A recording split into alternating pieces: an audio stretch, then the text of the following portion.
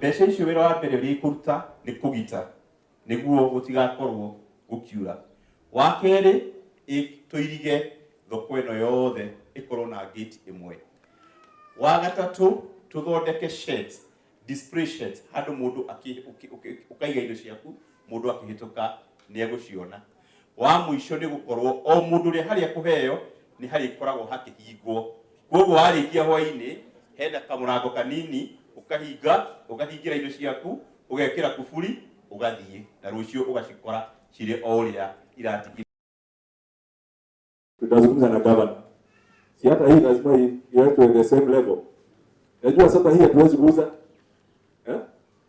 Hii ni account yetu ni ile. Tumalize zote mbili, hata area hii yote tujue vile itatengenezwa so that watu waache unanunua pale pazuri na huwezi kufanya kwenda usiku. Na ile unajua itawekwa mpaka stima. Kwa hiyo watu wa soko tumenye tuliuza hela kinyoto.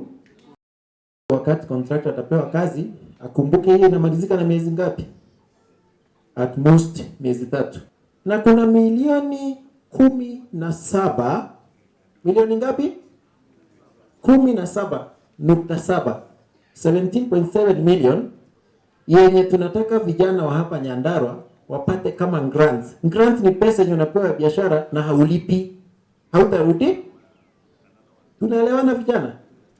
Kama uko kwa biashara katika eneo hili la Nyandarua ama eneo hili la Kipipiri, kuna hiyo pesa ya kupeanwa mwezi ujao.